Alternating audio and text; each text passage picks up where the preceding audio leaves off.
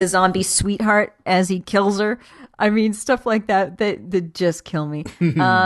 The all the little details recently, all the little details of inside Terminus as they're being herded towards the railway car, and they pass all these weird little things as they're running, including like the boneyard. Yeah, and things like that. I just love it. And yeah, and I know I kind of talked about that with Gimple a little bit. It feels like there's more of that this season, and he said because he planned a lot of it out ahead of time, then the writers get to spend more time adding details like that and connective tissue. Thank you, Scott Gimple. Yeah, seriously. Yeah, I love that stuff too. It's delightful. And it seems like a lot of it is in the writing, but a lot of it too is just out in Georgia, them doing the production department, adding like those signs and things like that, you know? Yeah. And Yulin Womble, making sure that the clothes all look perfectly zombified on the zombies. And on the actors, you know, the actors wearing what they wear and all those little details. She does a beautiful job with the costuming. Totally. Okay, so my number 2 is my favorite thing about Walking Dead is that major characters die. That's also one of my favorite things about the comic. I like it because I like the feeling that no one is safe, and I don't want to feel like I sort of do feel like Rick and Daryl and Carl are safe, but otherwise I don't feel like anyone is safe, and I'm not even totally sure about them. And it's good to have that real fear that, oh my God, they could actually be off the show, you know? It's like not a pleasant feeling, but it's thrilling, I guess. Also, those death scenes like Laurie's, I think that scene still is the one that had the most impact, even more than Herschel's. Just, I was so shocked by it, and it was so emotional. Yeah, it was rough. Yeah, and they have sort of, up until Herschel kind of killed off the characters that maybe weren't as prominent or were kind of not as likable. But Laurie, she was one that wasn't very likable until that season. She started to get more likable, so I was kind of sad to see her go. Yeah, that was rough. But now we're down to all the characters that we really like, I would say. And now I'm sort of like, maybe I don't want, what if Glenn, oh my God, maybe, is this still one of my favorite things that major characters die? But I do have this part of me that likes having, and this was in the comic too, having to confront the sadness over losing someone and go through that. It's kind of weird to say, but to go through that emotional process, especially because it's just fictional characters, just to get in touch with that emotion of loss and sadness is somehow, I don't know, just moving, I guess, Yeah, no, I totally get that. And that's, and I'm going to go ahead and tell you what my number one thing is, because it sort of relates to this. And my number one thing is the relationships and the friendships on the show. And I think because they're in mortal peril, really, truly in mortal peril, that all the friendships and the relationships get so much deeper. And I think anybody who's been in a combat situation, I've never been in a combat situation, but I can imagine I going was in through, 6th grade. Where you with little Jimmy. Was it like a snowball fight? No, well, it's fist fight. Did you win? I pulled hair. I don't know. Some of those fights. Nobody wins in that kind of fight, right. Jason. Use your words. Anyway, back to what I was saying. That's my word. I tried that. It didn't work. Wrong words. Oh, okay. So I think that's part of the thing that makes it so much more dramatic. If it were just stuck on, if they were stuck at a place where they weren't in peril, it would be a different dynamic. But because they have to take care of each other and themselves, it makes their group so much tighter. And I love the relationships and I love the friendships in the show. That's my number one thing. And I like that the old definitions of what it means to be a friend and the old definition of what it means to be family have kind of fallen away. And it strips away all the distractions of all the different things around us, and you're left with fighting for your lives and the lives of the people with you, and your group becomes your family.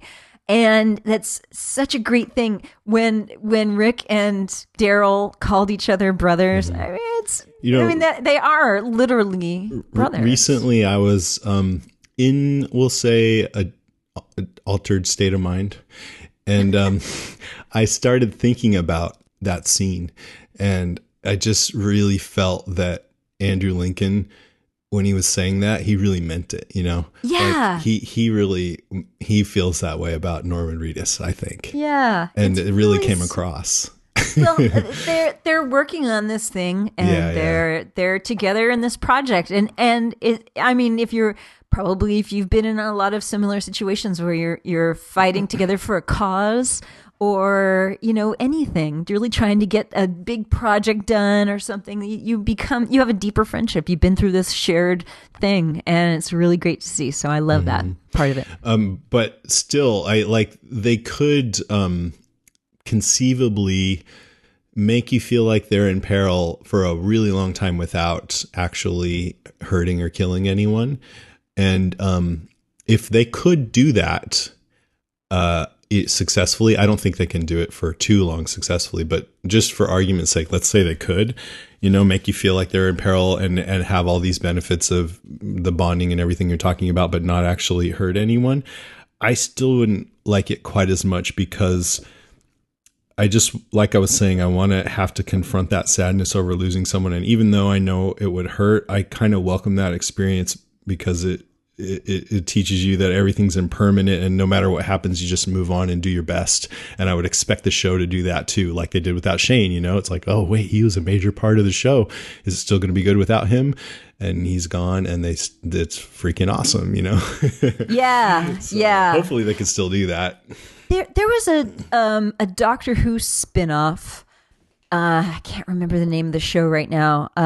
Something Day, about the opposite of that, where nobody can die. Yeah. It was Torchwood. Yeah. Yes. Right. Torchwood, where nobody can die, and it ends up not being a great thing. Oh yeah, because so many people are dying all the time. Right. The resources, we don't have resources for everybody living to live constantly forever, right? No matter what, and it becomes this, and it's an interesting thought process of what would happen if nobody could die. It'd be awful too. Yeah, that's like the exact sort of opposite of everybody dying versus nobody being able to die. We're gonna have to go to Mars sometime, or somewhere else. We're gonna take up all the space on this planet at some point. Do you think? I mean, the population, like when I was a kid, it was 4 billion. Now it's like 7, twice.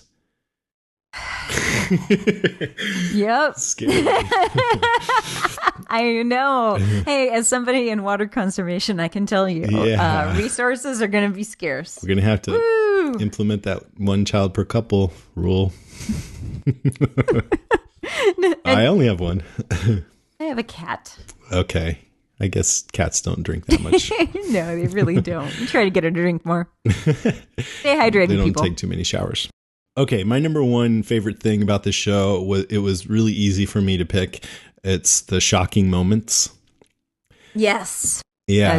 That's a good one. There's so many. I wish I'd thought of it. Well, it was really hard for me to narrow it down to 5, and so I didn't, and I have several honorable mentions because I cheated. But for shocking moments, a few examples are, one of the first ones I can remember feeling really like, whoa, about was when, do you know which one I'm going to say?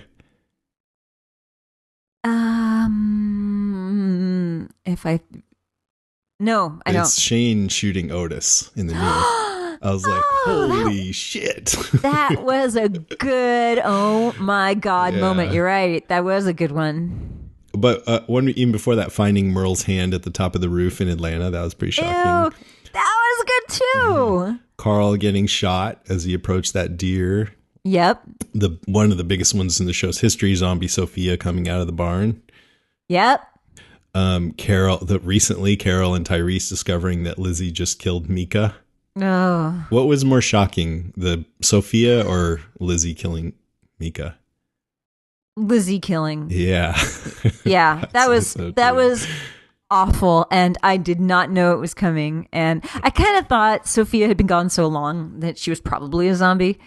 But Yeah, yeah. I was like, oh, it's probably not going to end well. But Lizzie being Lizzie Borden, no, Yeah. that was completely, yeah, that was awful. OMG. Yep. Rick chopping off Herschel's leg with like 9 chops. That was pretty shocking. Even the tough prisoners. Going what? Yeah. The whole claimer scene. Yep. Rick gutting that guy and then stabbing him over and over and over again. Yep. And all the deaths. Lori was shocking. Herschel's beheading. And what happened at Terminus? huh? What happened? What happened at Terminus was an oh my god moment. Them, just getting herded into that train car. Yeah. Totally. Yes, for sure. And that was the last moment of the show. Yeah, so I love it. Yeah, those are great moments. Well picked. So notice I didn't even say zombies. I was like, wow, the zombies aren't even in my top 5. They didn't. Did they make an honorable mention? Nope, no, just kidding. Yeah, and they probably could go in the top 5, and I could take one of those out. But I figured you'd say it. Yeah, you know me. But we already talked about them a little, but I like that they walk around kind of aimless and spaced out like in the movies, but then sometimes they'll get angry and attack. I like that. I like they've been doing tribute zombies. Yeah. They had Bub from Day of the Dead, and I looked it up, and they've had zombies from Dawn of the Dead and Return of the Living Dead and more, and they show comparisons, pictures side by side. So I'll put a link in the show note, a couple of links. So I'd love to see that. Yeah, thanks. Things I'd change about the zombies. I wish they would moan. Really? Yeah. I mean, not like, but like a little bit more, you know? I don't like that this show has changed the zombie sound, because before this show, it was always some moaning, and now everybody thinks zombies go rah, like that. Yeah, that's true. They used to have more variety of sounds too. I mean, zombies always did. Some of them did that, but now all the Walking Dead zombies sound the same. I wish they didn't look so similar in dress. I mean, I think the guys always have long sleeve shirts and pants, and it's not because Yulin doesn't want to show exposed skin, but I think it's just because they don't have time to do makeup for a ton of zombies with torn off clothes. But I always, in zombie movies, not because I want to see naked bodies, but just because it's so like much more, oh God, this guy is so far from being a human being now, when like they have no pants or half their clothes are ripped off, you know? Yeah. Like the first scene in Night of the Living Dead. I want to see some pantsless zombies. Because remember, that'd be great. Do you remember that scene at the cemetery? The guy in the suit, and then the back of his suit just kind of flops off. Because it was a burial suit. Yeah, that's right. Yeah. Do you remember in Zombieland the stripper zombie? And I don't. She had tassels on her nipples, and the tassels were going around and around and around. Yeah, it was awesome. That's a great show. Yes. I still wish they were a little less easier to kill, and people would have more trouble with them, kind of like Abraham did recently. But yeah, otherwise, it was tricky. I think they're awesome. I love the variety. I like that, even though I've complained that, they're spending too much time at the farm or the prison or whatever, they go a lot of different places. They're in houses, churches, or at lakes, cabins, Woodbury. I mean, some shows are just in a diner the whole time, you know? Right. They go all over the place on the show. Especially this season. Yeah. But they've gone on supply runs and other things. But yeah. I love the characters that wait, this is still variety, but that because there's so many characters, we get to experience the world through a lot of different viewpoints, especially this season now that they're separated. Yeah. And there's variety in form and style, like we've kind of talked about, but like Michonne's dream flashback, Beth reading her diary, the Randall cam from the trunk. Remember that? Yeah. Sad. And even this cliffhanger finale is new. They haven't really done that before. So I like that they mix it up. Yeah, agreed. Another one is one that you said, the characters. I feel like this show maybe hasn't been as strong on characterization as some of the best shows, but this season it's been pretty strong, and I'm feeling much more attached to the characters this season than I have ever before. Don't feel too attached. I know. That's why I'm like, oh, dude, like Rick. I don't want Rick. I don't want Glenn. Those are the two main ones, and even I'm starting to feel that way about Daryl too. Like, I don't want Daryl to go. You hate getting hurt. No, I because if I don't have that feeling, then it doesn't hurt. If I'm just like, oh yeah, go ahead, then it wouldn't hurt. Yeah. And then the quality of the filmmaking is really good. It's like a movie every week. Yeah, that is so true. And the music and cinematography and the actors, I think, have all grown since the beginning, and they're very committed. And it's like they're, from what we've heard them talk about, they're in this little incubator over there where all they do is think about the show, and they're in this really supportive environment. So they've just really grown. I'm jealous. I'd love to sit in on the writer's room. Well, I'm talking about the acting, but. Right. Oh, right. But yes, I would love to do that too.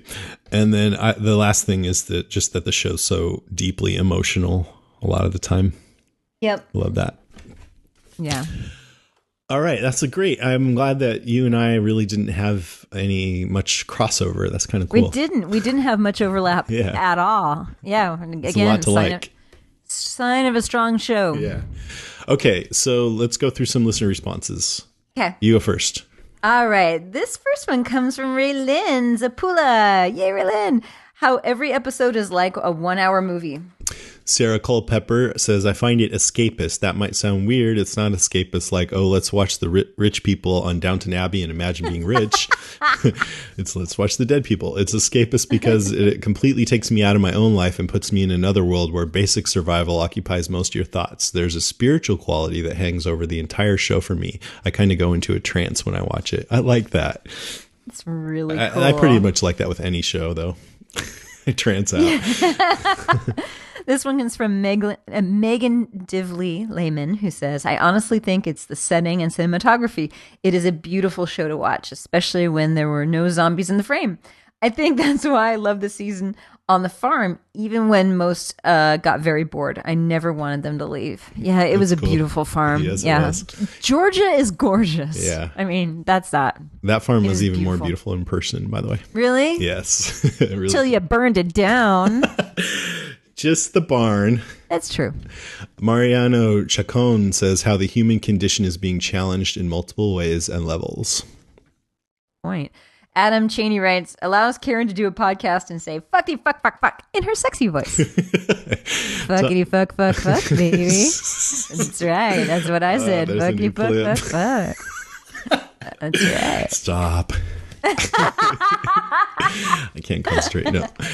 Tom Bartley says most people will say the characters. I'm going to go with the zombies. They are consistent, meaning they don't mutate into some super zombies or anything. They look absolutely disgusting, and they're always figuring out new ways of killing the zombies that are interesting. Yeah. Remember the zombie that fell off of the tower and went splat? That was great. Yes. Lucas Bell writes, Carl. That's his favorite thing. Yeah. Dan Medzi says style. Matt Whitehurst says not everybody survives. Aubrey Churchward says seeing how seemingly normal people in the real world adapt and change in the new world of the ZA. I particularly love the character arcs of Carol, yes, and of Daryl. Yeah, yep. Carol's a good one. They've both changed a lot, yeah. The two of them. They've had good character arcs. Bethany B. Desmond White says, the fact that the show is the one show on TV that we sit down and watch as a family. And my kids are 9 and 11. They have the coolest parents. I've heard that a lot, that families watch this together. That's nice. Sean Landry says, I could see that because, like you said, if you imagine that you are in a desperate place and you think, oh my God, who would I want by my side? You're going to go, my family. And then you're like, wow, I really do care about my family. If you're a teenager, you know. Right. Sean Landry says the redacting and rebirth of the original comic book storyline as teleplay. Sometimes the story varies from the source material, and sometimes, surprisingly, it follows the precedent. I'm enjoying the show more than the original comic at this point. Oh, that's great. How about you? What are you enjoying more at this point? They're pretty close, but I think I'm enjoying the show more at this point, which is the first time I can say that. Yeah. Pretty great. Yeah. Chelsea Rebecca Jones says, Daryl. There were a lot of Daryls. I didn't put all the responses here, by the way. Unnatural Selection says, the ratings, it's created a wellspring of new genre shows and somehow pushed zombies even more towards the front of pop culture. That's true. Mary Zink Burcroft says, I like seeing how the darkest of a person is revealed in the end of the world scenarios. Yeah, that's true. The darkest and also the best. Yes, totally. Mario Alberto Fierro says that the series is so believable, has so much quality. He must live in a zombie-infested place. So he knows. Yeah. Jake Castonia says Maggie. I'm right there with you on that one. Tina Marie Hazel says, I love the music. The theme and the soundtrack is awesome. Yep. Jean Morton writes, Andrew Lincoln. Hubba hubba. Marianne Myers says Daryl. Victor Godoy? Yep. Why do I always mess that up? Actually, the whole Walking Dead community we have here, you guys, the Talking Dead guys, the Walker Stalkers, I actually spend more time listening to the podcast and discussing the episodes with everybody here than actually watching them. And it all started with us two weirdos. So thanks. That's great. Jerry Gomez says, love the flash. Oh, that's really cool, by the way. Thank you. Jerry Gomez says, love the flashbacks and forwards and love how they go where no other show would dare to go. I'm still in a bit of a shock about the Grove. That's where Lizzie killed Mika. Yeah, that was rough. Brian Lee writes, the down and dirty storytelling. In real life, the good guys don't always win every battle. People are good or bad. They are gray. I also like that they are not afraid to give us the story and characters we want, but at the same time, snatch them away for the good of the entire story. Totally. Yeah. Leanne Hicks says, in the beginning, I loved the setting and the stripping away of our everyday routines. Then I began to love what a situation like that could bring out in someone, letting all the formal niceties fall away and really becoming free to be who you are, but have suppressed. I don't know if I would agree with that, but it's worth thinking about if that's really who you are. Like, is Rick really a murderous stabber? That he's just been suppressing it. Now I love the evolution of the characters and watching them discover the depth of their mortality and where their stories are leading. I also find the tone, setting, and gravity of the show releases some inner desire for danger and fight in me. That's really interesting. And actually thinking about Rick, he's definitely really protective of his family. So that's totally true to who he really is. It's interesting to think about like the inner desire for danger and the fight. Yes. Yeah, I guess. I mean, I think everybody does have that a little bit. We're all human, and it's an interesting thing to think about being in mortal danger and to be able to, kill a zombie. It's pretty. It's kind of a heady thought. And scary, but also kind of heady. Yes, totally. I mean, I'd love to do it. I would love to be in that world and be able to kill a zombie. I'd love to see you do it. Would you? Yes. I just don't want it to be anyone I knew. Right. Unnatural Selection writes, moral ambiguity in the arguments it creates. Was Carol right or wrong? What about Rick's response? Would you have left the backpacker guy on the road? Would you open your community to strangers? Under what circumstances? I would not have left the backpacker on the road. I thought that was messed up. Yeah, totally. Jonathan Blake says, I like Frank Darabont and Glenn Mazzara as the showrunners, but I've really enjoyed watching the show under the helm of Scott Gimple. He's been doing a great job of bringing the essence of the comics to the show. That's a good way to put it. Yeah. And that's his goal too. Yeah. And I think he's been doing a really good job as well. Sean Henninger writes, the best part of The Walking Dead is the numerous genres that it can go to. It's a horror movie, drama, love story, survival tale. This allows for the story to never get stale. That rhymed. Andrew Williams says, my favorite thing is watching the show and looking at their situations and thinking about what I would do in the same situations. I think a lot of people like this show so much because they like to test themselves in a way, assess their own capabilities, and see if they think they would be a survivor or a walker. And those people should do the Walking Dead escape if you really want to test yourself a little bit. Right. Did you I can't remember. Did you get bit each time? No, the second time I did not get bit. Oh, that's right. Yeah. Yeah, the first time I got bit, and then I lied about it. That's right. And Mr. Blog, he got bit, and then he threw up afterwards. Hi, Mr. Blog. That's funny. I forgot about that. It was really hot, right? We slammed a beer beforehand, which probably wasn't too smart. That was not too smart. Oh, that's so funny. Shenandoah Gore writes, excellent writing and acting. John McMillan says, I love how real it feels and comes across. The characters feel like real people and do things real people would do. This next one comes from Natalie Lopnow-Baker, who writes, it's just the right mix of horror, drama, and a dash of humor. The character development is awesome, and the actors are all great. And, of course, walkers. Yay! And that's about it. Let's take a little break. There's more to come. Stay with us.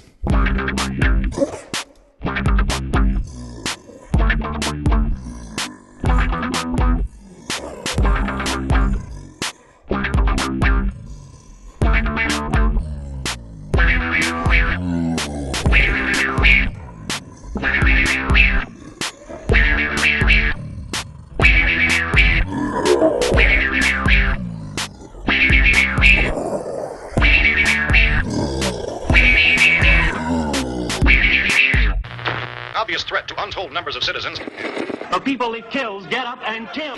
Are they slow-moving, Chief? Yeah, they're dead. They're all messed up. This is a Walking Deadcast news update.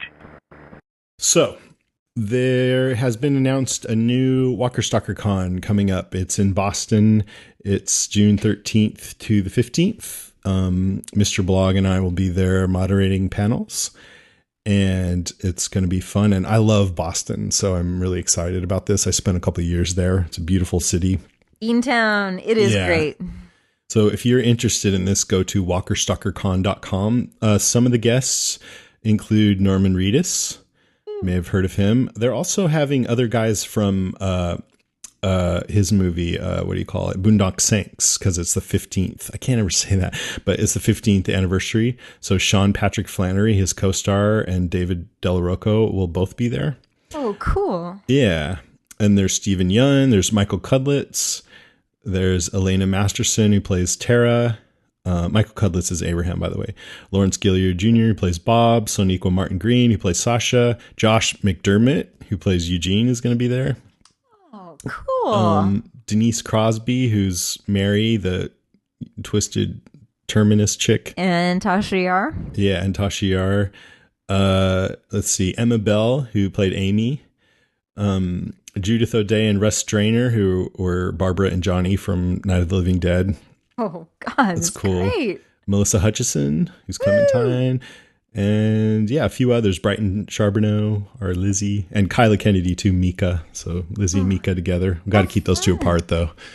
I don't know. One big slumber party. Bad stuff might happen. Anyways, that's the first item. Second, on April 1st, Robert Kirkman, I think it was him, played an April Fool's joke and posted what was supposed to be the cover of a future Walking Dead comic, and it showed Daryl Dixon. Got everyone excited. April Fools. And later they asked if Daryl would actually ever appear in the comic, and he said it would be very strange to pull an element from the show and shoehorn it into the comic because of his immense popularity. The comic is on its own path, and I've certainly got far-reaching plans for that. I like that Daryl is the element of the show that is an agent of change that really affects every story we try to adapt. Losing that by putting him in the comic would do a disservice to the show and the comics. As much as I love Norman Reedus, and everybody loves Norman Reedus, you'll never see Daryl Dixon in the comic. There, never. But it sort of doesn't make sense, because he's saying it doesn't make sense to shoehorn Daryl into the comic, but they're shoehorning people from the comics into the show all the time.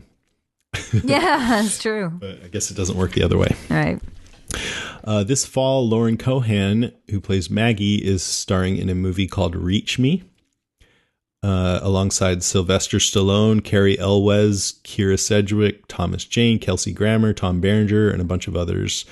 According to Wikipedia, that movie is a drama about a group of people that all have a connection to a self-help book written by a reclusive former football coach. It's set to open on September 19th. Is that her first film? I don't know, but it might be. I think it's at least her first big one. And No also in it is Elizabeth Henstridge, who plays Simmons on Agents of Shield. Fitz and Simmons. Yeah. Oh, cool. Oh, you know what? You should, if you haven't, I recommend you get caught up on Shield because it just went into the stratosphere recently. That's awesome. That's awesome. Like something happened where you're like, oh wow, nothing was what I thought it was. Right. And also, didn't it have the movie tie-in recently too? Yeah, Captain America just totally turned everything on its heel. And now it's much more of a serial, rather than episodic. Yeah, right. Oh, that's great. Good. Yeah. So a 3 story. That's nice. Yeah, exactly. So Robert Kirkman and J. Bone Singh are teaming up to do 4 more books in the Walking Dead series that apparently will feature Lily Call as the main character, which surprised me because I thought she died in the comic, and the book and the comic are in the same universe, but you never saw her die. So I guess she survived. I think if you read the last book, you would figure out how. But anyways, J. Bone Nzinga told me at Walker Stalker Con something like that Kirkman wants to have the novels now to have its own set of characters, and the game has its own, and the comic has its own. So I guess they're going to have all new characters in the novel now. Oh, that's interesting. Huh. And he was really cool, by the way. I interviewed him on a panel, and he was just really kind and sweet. Oh, that's energetic. nice. Okay, so this is from an article at Deadline.com. The Sci-Fi Channel is entering the hot zombie genre with Z Nation, a 13-episode series from Asylum, the company behind the network's hit schlocky horror franchise Sharknado. Oh, Sharknado was great this year. Oh my God. It was so funny. I'm sorry. Sharknado was great. It was playing during Shark Week, which was great this year. Yeah, Sharknado is, we just happened upon it, and it was so crazy bad that it was wonderful. I'm sorry for all you sci-fi fans, but it seems like the series on Sci-Fi are kind of, well, they're just like B movies. And this one was, and this is total, like, unabashedly, right? I don't think we could even call it B. It was it was definitely Plan 9 from outer space quality. Okay. It was but awesome. but it reveled in that, right? That's what it was trying to be. Yeah, which is cool. Yeah, I mean, absolutely. I would watch that for sure. But it makes me think maybe this zombie series, I'm not so sure, but it might be interesting. Well, so here it goes on. Executive produced and showrun by Carl Schaefer, Eureka. Z Nation is set 3 years after the zombie virus has gutted the country, and a team of everyday heroes must transport the only known survivor of the plague from New York to California. I assume that person is immune or something. They say where the last functioning viral lab waits for his blood. Although the antibodies he carries are the world's last best hope for a vaccine, he hides a dark secret that threatens them all. With humankind's survival at stake, the ragtag band embarks on a journey of survival across 3,000 miles of rusted-out post-apocalyptic America. Quote, Z Nation is a unique new journey into the long-established zombie genre, said Sci-Fi SVP Chris Regina. Instead of the existential despair, this series offers hope that somehow, someway, humanity will not only survive, but triumph. Added Schaefer, our everyday heroes take the fight to the zombies. Z Nation is set to premiere this fall. Interesting. I wonder what the secret is. He has really bad breath. I think it's something much darker than just halitosis. Personally, I think that maybe is he HIV positive? So, Wow. Maybe if you give his blood or it has the HIV in it, I don't know. Well, then you just take the retrovirals or whatever. Retrovirals? Maybe he has something more. But that's really creative. Yeah, I don't know. That'd be interesting. Do you think it'll be any good? Yes, I think it'll be the best thing ever. Awesome. Okay. After this, it's slightly spoilery. So if you hate slight spoilers, you should skip ahead now. Former Grey's Anatomy star Katherine Heigl is reportedly in talks to play a role on The Walking Dead in season 5. Stop it. That's what I read. No Rumors way. say she's being considered for a central role as a resident of Terminus. Did you read that on April 1st? Maybe. I was going back and reading the news, so I'm going to look it up. Let's see. Nope, 3 hours ago. What? April 18th. Yeah. Wow. That's a good question, though. She has a reputation for being a diva. Yeah, but I still think she's I think Good she's actress. kind of adorable. Yeah, I like her. Yeah, I mean, okay, cool, whatever. That's cool. Yeah, she'll probably be good on there. She'll eat somebody. Adorably. Adorably, like with finger foods. Like you know, I'm Literal finger foods. I'm like a wing. A breast. So, Kirkman has said that they will deal with the whereabouts of Beth, Carol, and Tyrese fairly quickly in season 5. There you go with that. This is a little more spoilery. Not really, though, but probably about the same level of spoileriness. A little more. Football player Chase Vassar, who I have no clue who he is apparently set to play a role on Walking Dead in season 5, and he tweeted out, "It's official. Tune in October 13th on AMC for The Walking Dead #Cannibal Twist." And then he deleted that tweet shortly after. What's his name? Chase Vassar. So he may have confirmed that there's cannibalism going on. But he said October 13th, which is a Monday, so it's all suspect. Well, he's a Georgia guy, which makes sense. So they're one day later. No, he's yes. They're one day later there. Okay. Most of them can fly pretty well, though. But yeah, I see what you're saying. Okay, so there are rumors that Walking Dead will have a new character named Burton who has a missing leg, and people speculate that maybe his leg is missing because it was eaten. Ew. So we'll Really? see. It's all speculation. And that's about it. It's time for listener moans, groans, and grunts. Brains. Okay, you want to go first? Sure. This first one's from Jezreel Superfan. Here's to hoping we get 48 Days Later episode for the Terminus group. You know, like in season 2 Lost, when they showed the survivors on the tail section when the plane crashes, up to when they ran into the rest of the Islanders. I want to know when the Terminus people started eating other humans. Is it religious/cult related twist? I don't know. You know, I'm not sure it's been confirmed that there are cannibals. No, it hasn't. But I think they are. We don't know. But I hope it's a cult. Like when we first saw that room with all the candles in it, I thought it was just a memorial for people that they'd lost. But somebody speculated that maybe they were memorializing the people they've eaten for some reason. Ew. Anyway, I hope it's a cult. I like cult stuff. Yeah. Yeah, it's creepy. Lisa Betham says, if Jason's friend is cousins with Peter Dinklage, does that mean you might do an interview with him?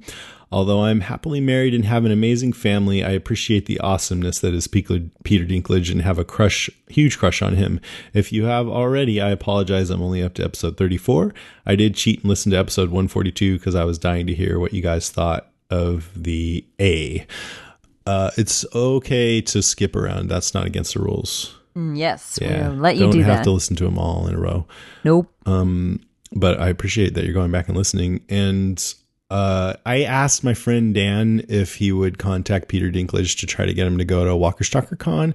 And Dan, who doesn't listen to this podcast, so I can say this, told me that he embarrassed himself at a family event and came off super fanboyish, and now has been afraid to ask Peter Dinklage for anything ever since.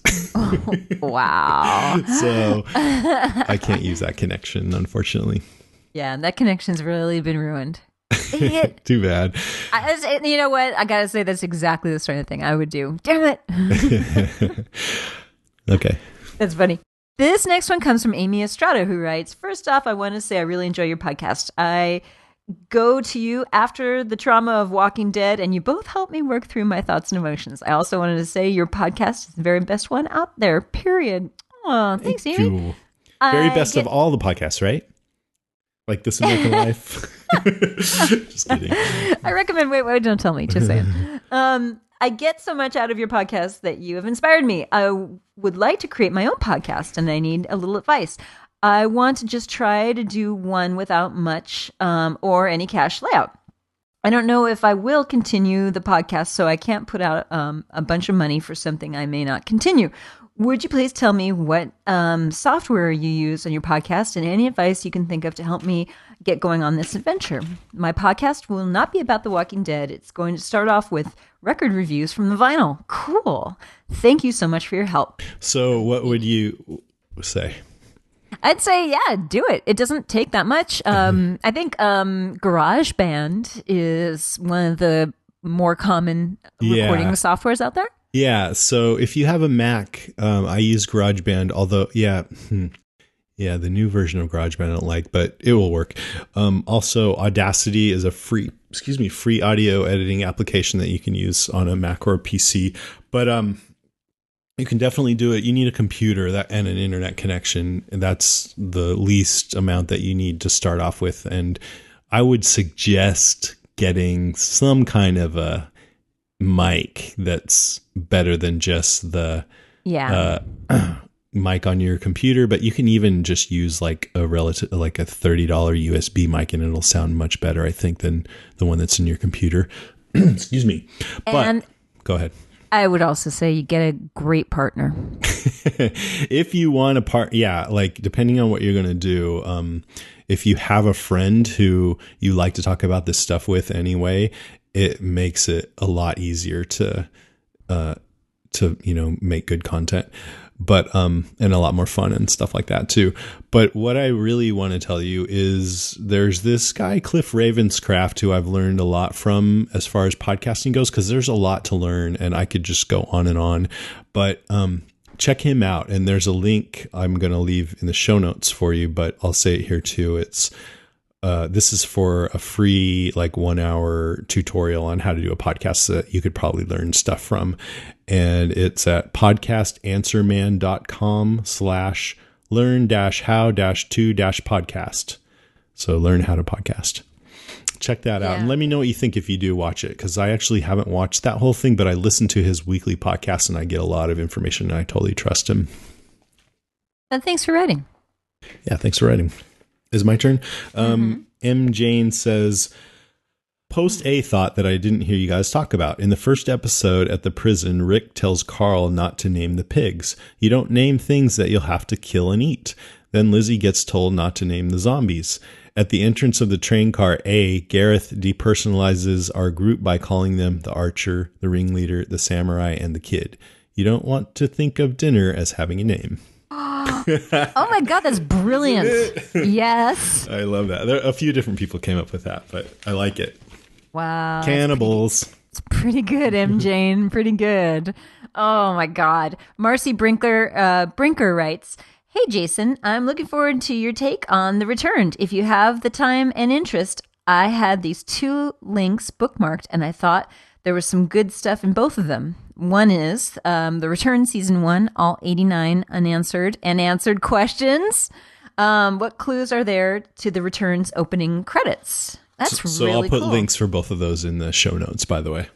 Oh, that's great. I want to look at that. We didn't talk about the credits, but I like at first, if you don't pay that close attention, the credits look just kind of like a show about an interesting landscaped place, but they're really creepy. Did you notice? They're very creepy. Yeah. Especially, there's one where there's a pool of water at a school and you see a kid bouncing a ball, but in the reflection in the water, you see his and the reflection of 2 other kids that aren't there in real life.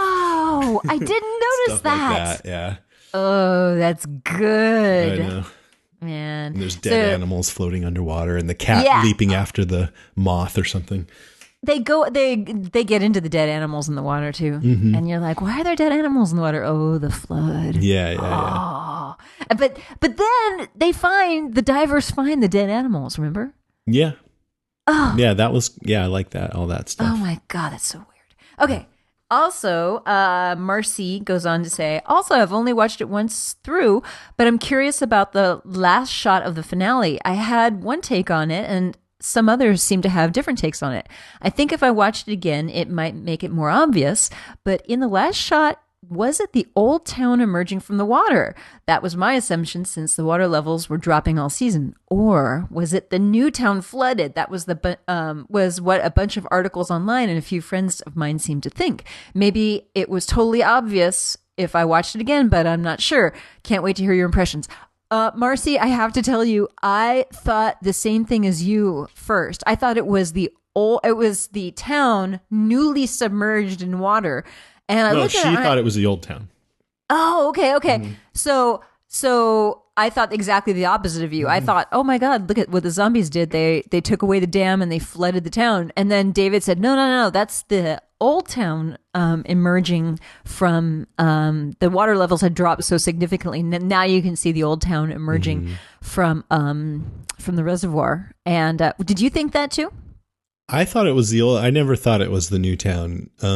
And I thought it was the old town, but I wasn't sure why they were showing that, except maybe that the returned were going to go back and live there. Yeah. I don't know. I mean, I didn't understand the significance of it. And another thing I didn't get is they kept saying the water level is going down, but then at one point they were worried about the electricity station becoming flooded. Do you understand? I thought so anyway. Do you understand why? No. Okay. No. All right. Anyways. But things were flickering.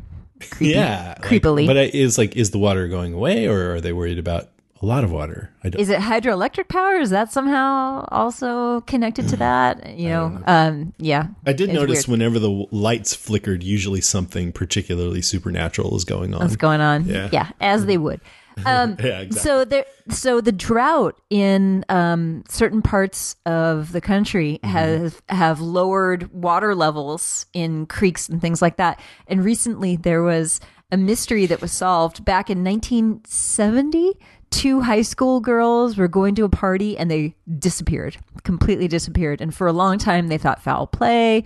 The families didn't know what to think. They thought, oh, they must have been murdered. Turns out that their car simply went off an embankment for whatever reason, like maybe a tire blew, and they went down into a creek, and their old Studebaker was never found until the water level dropped. And all of a sudden, oh my God, that's what happened to these girls. One of them was identified by an old driver's license that she had in her purse, and the other one, the dental records, I guess. And yeah, I know, it was so incredibly sad. I mean, this was back in 1970, but I mean, some closure for their parents, but weird that water levels when they go down reveal all kinds of things. There's a reservoir in Massachusetts called Quabbin. Apparently, like this whole village is underneath the water down there. The foundations, you can still see them. The remnants of old civilizations. Creepy. All right. Next is Mo. He says, FYI, the Sundance Channel's wonderful show, The Writer's Room, has an episode on April 25th. The Walking Dead, Smallville, and other comics. I read something where Robert Kirkman has a lot to say, so that's cool. Have you seen it? Well, it's April 25th, right? What's today? Yeah, I want to see that. Thank you for letting us know. Michael Lopez writes, I'm tired of watching Game of Thrones on my own. Aren't there any real podcasters? There aren't any real podcasters I enjoy who do a post show. Y'all have to do some podcast networks. Any recommendations? Otherwise, I think you should definitely do one whole Walking Dead cast dedicated to Game of Thrones, as you did last year. Yeah, we plan to do that at the end of the season, just for you. Yep. But there are several Game of Thrones podcasts. The Bald Move one is good, and I know there's others. I don't really listen to them, but David Chen seems to be popular. So yeah, go look at the ones that are popular and read the reviews, and check out the Bald Move one. That's a good one. What else was I going to say? Oh, that Writer's Room show sounds interesting. I don't know what it is, but it's called The Writer's Room. So maybe if we watch it, you can actually get that glimpse into the writer's room that you were talking about before. I would like that. I just want to be a fly on the wall while they write, Mad Men or Game of Thrones or The Walking Dead or a show that I'm really into. Okay, let's move on to some calls. This is Ethan from Silver Springs, Maryland. Hey, Jason. Hey, Karen. It's Ethan from Silver Spring, Maryland. A couple of thoughts about the finale and your last podcast. Nobody mentioned the parallels between the flashback scenes with Herschel and domesticating the wild hogs and the people at Terminus domesticating a different kind of livestock, or so it would seem. Also, am I crazy, or did I hear the governor's pulsing music theme playing during the final scene when Rick is talking about how they're going to feel pretty stupid when they figure out who they're screwing with? And lastly, about profanity on cable television, my understanding is that the FCC doesn't regulate profanity on cable TV because cable TV is a contract between the service provider and the customer, and it's not over the public airwaves, so they self-regulate, presumably with, a bunch of lawyers sitting around in a room. Okay, that's it. Don't get bit. Brains, etc. I couldn't concentrate on what he was saying because there's cute kids in the background. Because the kids were so freaking cute. Yeah, sweet. I think you're right. They self-regulate, yeah. And like with Breaking Bad, AMC was only allowing them one fuck per year or something like that. And with come on, Karen. What's it called? Walking Dead. Battlestar Galactica. They're fracking. All the time. So funny. You ready to close it out? I am. All right, that's our show, episode 144. Thanks for listening, everyone. Merci beaucoup. Merci beaucoup, tout le monde. Tout le monde. If you'd like to call us, you can call us at 650-485-DEAD. That's 650-485-3323. 650-485-MORE. Or click the send voicemail button on our website. You can write to us at brains@walkingdeadcast.com. You can check out our website with lots of Walking Dead news, courtesy of Jason Taylor, and info at walkingdeadcast.com. And thank you for clicking through our Amazon link on there or whenever you shop at Amazon. We're also on Twitter at Jason and Karen, on Tumblr at walkingdeadcast.tumblr.com, and on Facebook at facebook.com/deadcast. And I want to mention, just when Shields get really good, I'm no longer podcasting on it, and I just don't have time. But our friends, Albie and Heather Burge, who are a cute married couple that love the show, are taking over. So you may have heard a couple episodes from them if you've been listening to that. Just so you know. And then I will be on Grace and Mr. Blog's podcast, Under the Comic Covers, next week, to talk about the final issue in the all-out war arc of Walking Dead, and also volume 1 of a really cool comic called Lock and Key that we all love. Cool. Yeah, I'm looking forward to that. All Out War.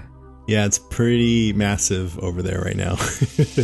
Chaotic and crazy. Yeah. Oh, what does that make you think is happening when you hear that title? nothing good. But does it evoke anything in particular? Just crazy war, huh? Crazy war. Should it evoke something more than what happened between Woodbury and the prison? Maybe. I'm not telling. Oh no. No. All right, that's our show. Thanks for listening. Don't get bit. Elizabeth Tolstoy. Elizabeth Tolstoy. Ah! Take off your pants. What does it mean to live for the common good? Introducing the Garrison Institute presents The Common Good, the brand new podcast from the Garrison Institute, a leading not-for-profit organization exploring the intersection of contemplation and engaged action in the world. Hosted by me, Jonathan F.P. Rose, a co-founder of the Garrison Institute, the series dives into the threads that bind us all. First, you'll discover the interdependent nature of life with environmental entrepreneur Paul Hawken and trailblazing plant intelligence researcher Monica Gagliano. Next, we unlock the mysteries of the mind with renowned psychiatrist Dan Siegel and Pulitzer Prize-winning author Siddhartha Mukherjee. Finally, we experience compassion and action with social justice activist Conda Mason and environmental leader Bill McKibben.